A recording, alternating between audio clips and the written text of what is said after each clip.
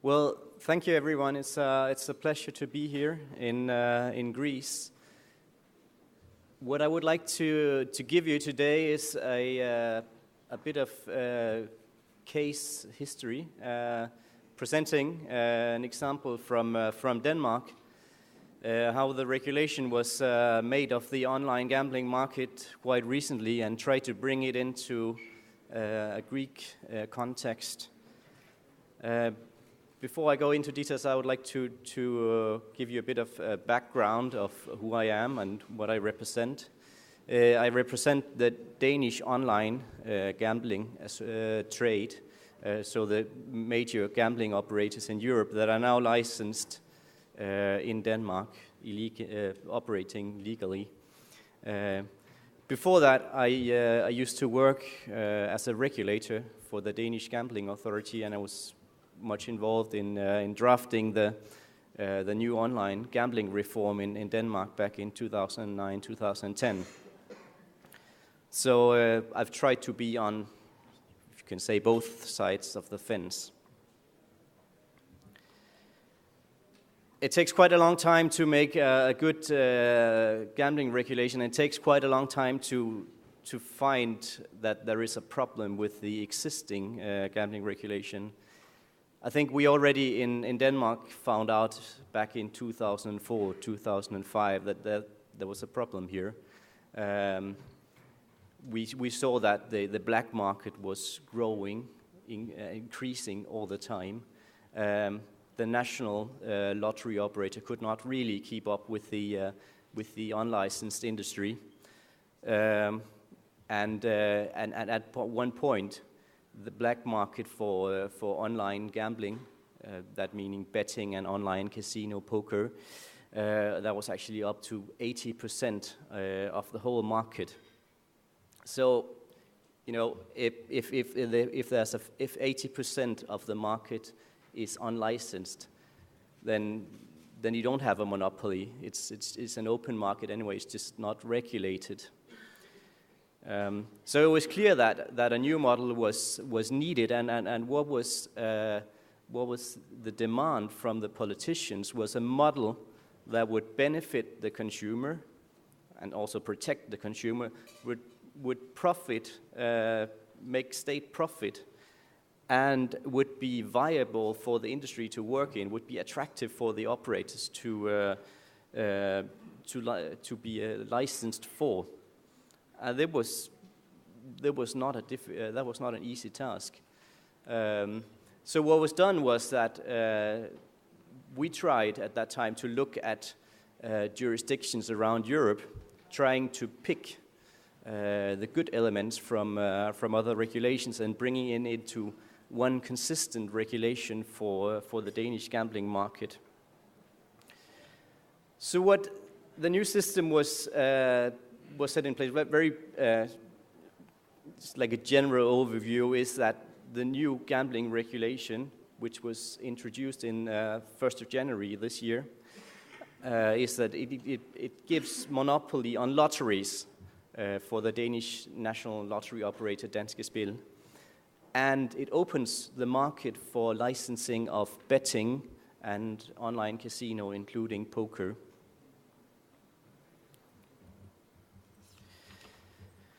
There are good things and bad things about this regulation. More good things than bad things, fortunately. It's a modern regulation, and it's EU approved, which I think these days are important, because I hear that the European Commission is taking action now. I hope that anyway. It gives clarity to all stakeholders, and there's an unlimited number of licenses. There are no restrictions on the game types that you can allow, and there are no restrictions on events that you can offer games on or bets on. It's very important.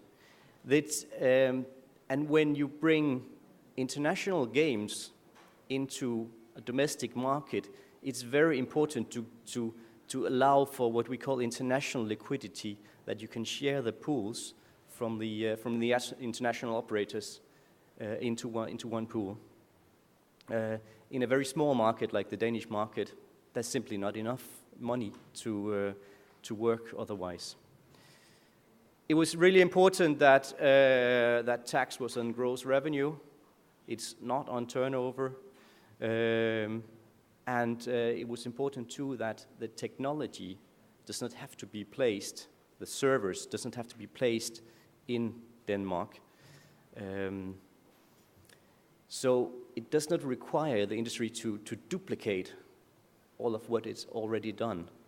Many of the good things that they are already using could be just could be used in Denmark without having to set it up again. One other thing is, which was really good, was that there's a completely digital identity verification, which the Danish system allows. We have an e-verification system, which is very high level, which gives you access to the national registry. And for consumer protection, there is a national registry that you can register as a player, and you are excluded from all gambling sites if you want to. It's not all good. Some of the games which should not, we think, the industry should not have been kept in monopoly are,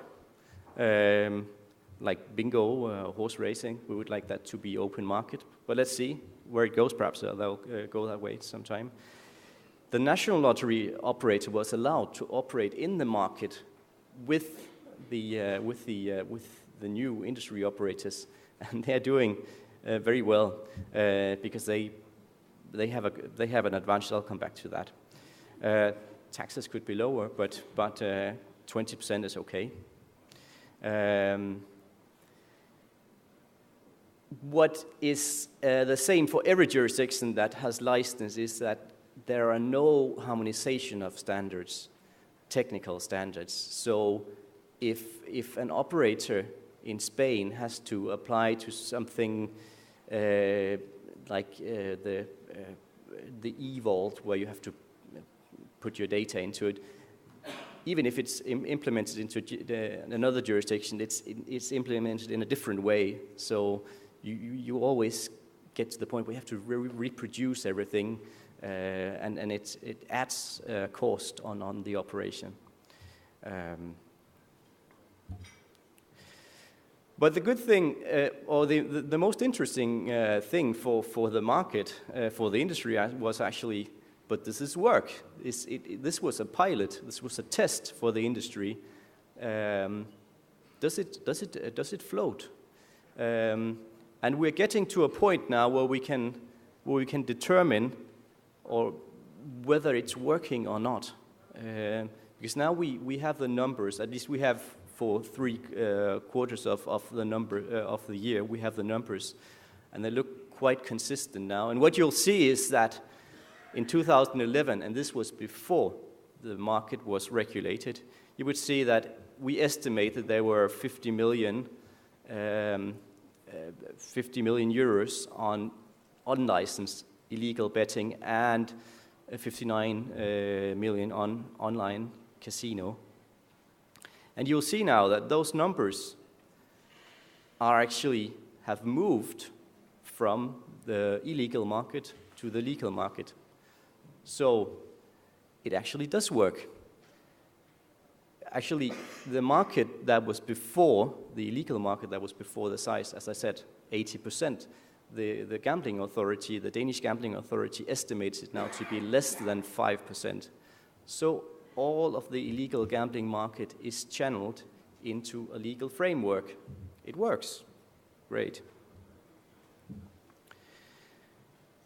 There are still challenges for the market.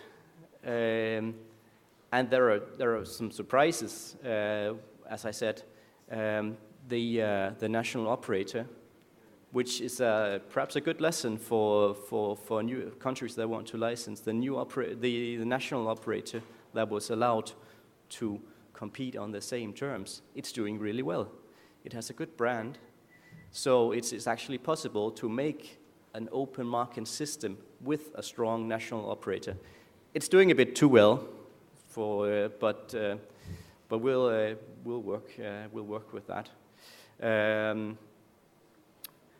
Up to now, we see that there is very little substitution between the new games, the new online betting industry, and the monopoly lotteries. Is that going to change? We don't know that. And there are currently, I think, 32. It says 45 here, but 32 licenses for the market. That is many licenses for a country with a population of 5 million people. Perhaps that's too many licenses. What was in surprise too is how well the market is actually going. Currently, with the updated numbers, the turnover for the online gambling market is 260 million. I think that's almost the same size as the legal Greek market. It's more than 30% more than expected when we drafted the regulation. I'll skip the EU development because Helge Kleinvik made a very good presentation about that, and I'll skip to the Greek part. So I guess that Greece is in the same situation as Denmark was in a couple of years ago, trying to determine where do we want to go. Do we want an open market? Do we want to strengthen the monopoly? And what works? Where do we get in terms of on consumer protection? I know that I hear that in Greece, in many ways, is an advanced market. The consumers are very sports betting is very popular in Greece. So, in that respect, it saddens me to hear that there are plans to leave sports betting for one operator only. I'm not an expert in Greek policy, but what I do know from my experience as a regulator and being in the industry is that it sounds as if Greece is prepared to repeat some of the historical mistakes that's been made in Europe. History now shows that the monopoly model has failed. It is not possible to have one operator for operation of sports betting and online casino.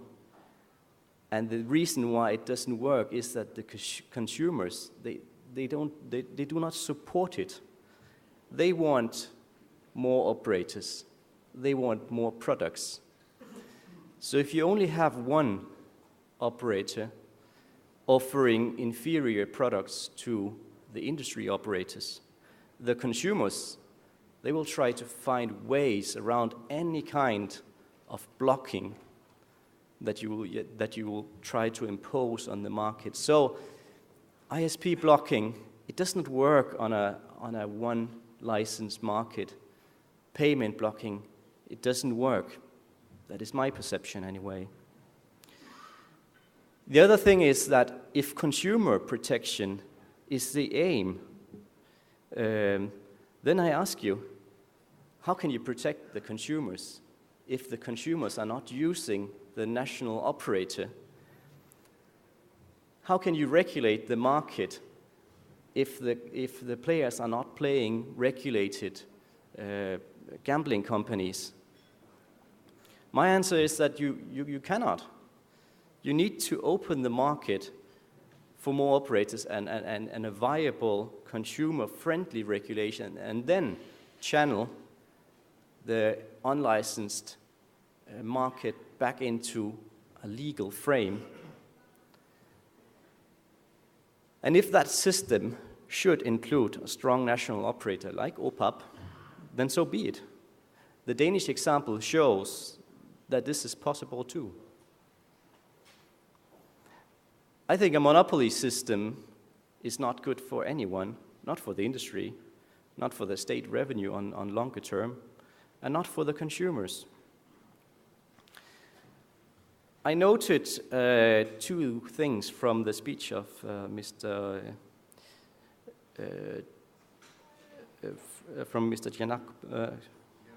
Giannakopoulos, yes, thank you. My Greek is not very good. Thank you. From the Hellenic Gambling Commission. One is that he said that they have been speaking to other regulators and looking at other regulations. My advice to him would be to look more closely. Another thing was that he says that regulators cannot make friends. I would disagree. I'd say work for better regulation and you would have many friends. Thank you.